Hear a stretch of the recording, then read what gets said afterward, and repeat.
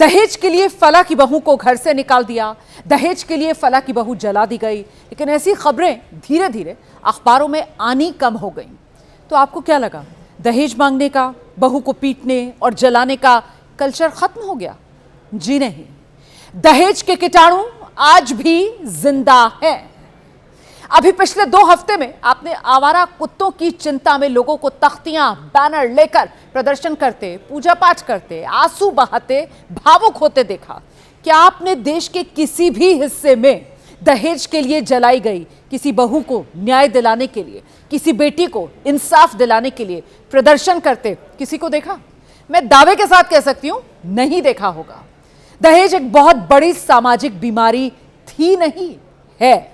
जी, दहेज के कीटाणु इस समाज में जिंदा है। हमारे आसपास ये कीटाणु पनप रहे हैं। घर के आसपास से किसी महिला को पीटे जाने की, उसके रोने की, उसके बिलखने की आवाजें अगर आए तो ये सोचकर मत बैठे रहिए कि ये तो पति पत्नी का आपस का मसला है, दूसरे के घर का मामला है। टीवी देखना छोड़िए, उठकर जाइए और उस झगड़े को हो सके तो सुलझाइए, वरना अभी तो एक निक्की भाटी जिंदा जलाई गई। आंखें बंद रखेंगे और कान बंद कर लेंगे तो कल के दिन निक्की की जगह आपकी बेटी भी हो सकती है। दिल्ली से सटे ग्रेटर नोएडा में निक्की भाटी की चीखों ने, उसकी मौत ने सबको हिलाकर रख दिया। निक्की भाटी को पहले पति, सास ससुर सब ने मिलकर पीटा और फिर आग की लपटों से घिरी उसकी तस्वीर भी दुनिया के सामने आई। निक्की के पड़ोसियों ने उसकी दर्द भरी चीखें पहले सुनी होंगी, लेकिन किसी ने आवाज अगर उठाई होती तो निक्की शायद जिंदा होती। उसकी चीखें, उसका दर्द झकझोर नहीं रहा होता। फिर लाइटर से आग लगा दी थी।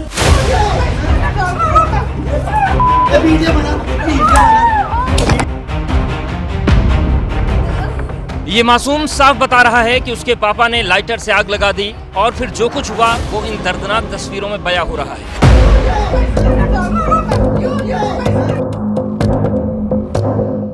ये तस्वीरें बता रही हैं कि निक्की उस दिन कितनी असहाय थी।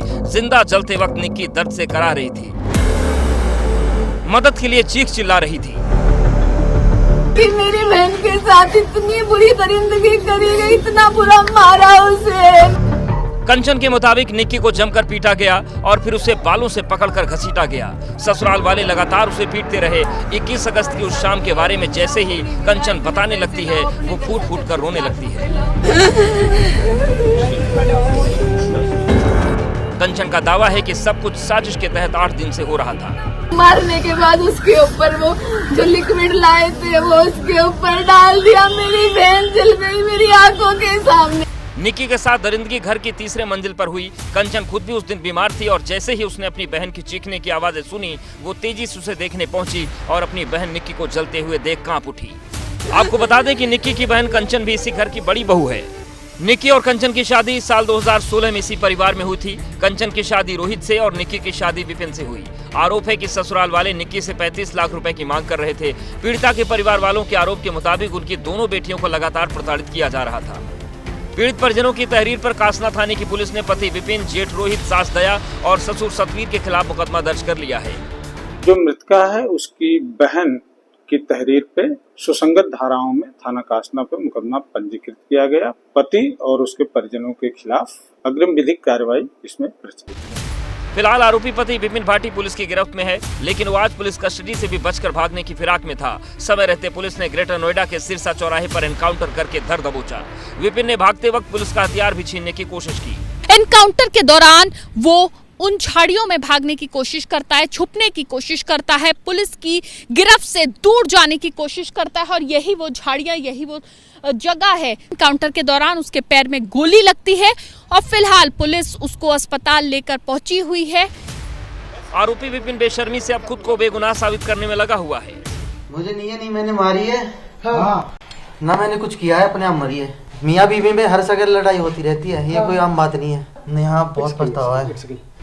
निक्की और कंचन के पिता के मुताबिक आरोपी शराब पीता था, जबकि उसके अवैध संबंध भी थे। ये हत्यारे, इनको हत्या के बदले हत्या चाहिए। मुझे क्या चाहते हैं पुलिस से? फिलहाल अब क्या मांग है? तो ये चाहता हूँ एनकाउंटर हो जाए, अरेस्टिंग हो तो अरेस्टिंग, गोली मार के तो अरेस्टिंग हो गए। परिवार वालों के मुताबिक 5-6 साल तक सब सही था, लेकिन कुछ साल पहले विपिन का अफेयर शुरू हो गया, जिसका अंजाम आज उन्हें अपनी बेटी को खोकर भुगतना पड़ा। निकी के पति विपिन भाटी को तो पुलिस ने पैर में गोली मारकर पकड़ लिया। निकी की सास दया देवी भी गिरफ्तार कर ली गई, लेकिन ससुर सत्यवीर और बाकी ससुराल वाले अभी भी फरार हैं, पुलिस से बचते फिर रहे हैं। निकी के मायके वाले इंसाफ चाहते हैं। उन्होंने मुख्यमंत्री योगी आदित्यनाथ से गुहार लगाई है। परिवार कह रहा है कि निकी को मारने वालों को भी जिंदा रहने का हक नहीं है। चाहूं खत्म कर दो, चारों ना खत्म कर दो बस। मैं जाना ना चाहूँ ना अपनी बेटियां भेजूं एक। हाँ, खून के बदले खून का खून चाहिए, ऐसी आग लगानी चाहिए यहाँ में भी, जैसे हमारी लौंडिया मारी। ओठ बार के ऐसी ऊपर से नीचे को जाओ दगा के दगड़े में नचाओ या खून है हमारे दर्ज करके जाते, कैसे मारी ऐसे। इतनी सुरक्षित होते भी महिला सुरक्षित नहीं है। आदमी सासू ससुरे सब जड़ा जड़ा के मार रहे हैं, वैसे फांसी लगा लगा के मारे तो कौन जावे औरत। मैं आपको बताती हूं कि करीब 11 महीने पहले भी निकी और ससुराल वालों में लड़ाई हुई थी, लेकिन जाट बिरादरी की पंचायत ने फिर समझौता करवाया, मामला शांत करा दिया, सुलह करवा दी। आखिरकार अब अपनी बेटी को गंवाने के बाद मामला कानून की चौखट की ओर बढ़ रहा है। निकी की बड़ी बहन कंचन ने जो एफआईआर दर्ज कराई, उसके मुताबिक सास दया, ससुर सत्यवीर, निकी का पति विपिन, कंचन का पति रोहित भाटी, इनके खिलाफ बाकायदा नामजद मुकदमा दर्ज हुआ है। एफआईआर के मुताबिक घटना 21 अगस्त शाम 5:30 की। परिवार मृतका निकी को निजी अस्पताल लेकर पहुंचा, जहां से दिल्ली सफदरजंग अस्पताल रेफर किया गया। एफआईआर के मुताबिक निकी की रास्ते में ही दर्दनाक मौत हो गई। भारतीय न्याय संहिता 103/1, 115(2) और 61(2) के तहत दर्ज हुआ ये पूरा मुकदमा। कानून के जानकारों के मुताबिक ये मामला हत्या को लेकर बेहद मजबूत है, लेकिन दहेज की प्रताड़ना से जुड़े मामले में की गई जो पेचीदगियां हैं, उसका सामना पीड़ित पक्ष को अभी करना होगा। तो चूंकि एफआईआर है वो मर्डर केस की दर्ज हुई है, तो अभी चूंकि इन्वेस्टिगेशन प्राइमरी स्टेज पर है, तो इन्वेस्टिगेशन के दौरान तमाम सबूत इकट्ठे होने के बाद अगर ऐसा पुलिस को लगता है कि ये दहेज हत्या का मामला है, तो वो मामला उसमें भी कन्वर्ट हो सकता है। लेकिन दहेज हत्या के मामले में जो पहले 304(b) था इंडियन पिनल कोड में, अब धारा 80 है बीएनएस में, उसमें 7 साल की मैरिज का जो ड्यूरेशन है, वो 7 साल की मैरिज का ड्यूरेशन, उसके बाद जो है ऐसा नहीं है कि एफआईआर नहीं दर्ज हो सकती है, लेकिन मैक्सिमम केसेस में ऐसा कहा जाता है कि 7 साल से ज्यादा का समय है, तो ये डाउरी डेथ नहीं है। अब भले ही निकी और उस जैसी बेटियों को इंसाफ मिल जाए, लेकिन तकलीफ इस बात की है आज भी दहेज की मांग के चलते बहु बेटियों को अपनी जान गंवानी पड़ रही है। एनसीआरबी के आंकड़ों के मुताबिक 2017 से 2022 के बीच भारत में 6100 से ज्यादा हत्याओं के पीछे दहेज मुख्य वजह। इनमें से 60% से ज्यादा हत्याएं पश्चिम बंगाल, ओडिशा और बिहार में दर्ज की गई। भारत के 19 शहरों के आंकड़ों के मुताबिक 2017 से लेकर 2022 के बीच दहेज मृत्यु मामलों में से 30% सिर्फ दिल्ली में ही दर्ज हुए हैं, जो किसी भी शहर के लिए सबसे ज्यादा है। और खास बात यह भी है कि हर साल औसतन 6500 मामले अदालत में विचार करने के लिए भेजे जाते हैं, लेकिन इनमें से करीब 100 मामलों में ही सजा हो पाती है।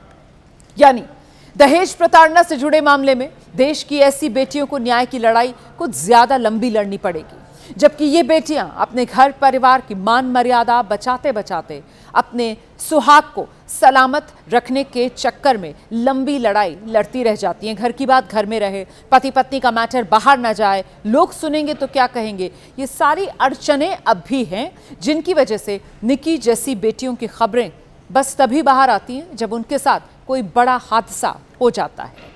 मैं अब आपको देश की उन बेटियों से भी मिला दूं जो एक बेटी तो हैं ही, लेकिन किसी के घर की बहू भी हैं। इन्हें अपने मायके और ससुराल वालों से इतना सपोर्ट मिलता है कि वो घर संभालने के साथ साथ सरहदों की रखवाली भी कर रही हैं। आपने इनमें से कुछ चेहरों को हाल ही में देखा है और इनके नाम पर पूरे देश ने गर्व महसूस किया है। कर्नल सोफिया कुरैशी, जिन्हें आपने ऑपरेशन सिंदूर के दौरान अक्सर टीवी पर देखा। विंग कमांडर व्योमिका सिंह भारतीय वायुसेना में बड़ी जिम्मेदारी निभा रही हैं। प्रेरणा देवस्थान भारतीय नौसेना की पहली महिला अधिकारी हैं जिन्हें किसी युद्धपोत का कमांडिंग ऑफिसर नियुक्त किया गया है। और साथ ही ये तीनों अपने घर परिवार की जिम्मेदारियों को भी बखूबी निभा रही हैं। हाल ही में इन तीनों ने एक टीवी शो में अपनी बहादुरी के किस्सों के साथ साथ निजी जीवन के अनुभवों को साझा किया और तब बताया कि जब वो देश के मिशन पर होती हैं तो इसमें इनके परिवार का कितना बड़ा योगदान होता है। और जब ये परिवार की बात करती हैं तो इसमें सिर्फ मायका नहीं होता है, ससुराल भी होता है। सिर्फ माता पिता भाई बहन नहीं होते, पति सास ससुर ननंद देवर भी शामिल होते हैं।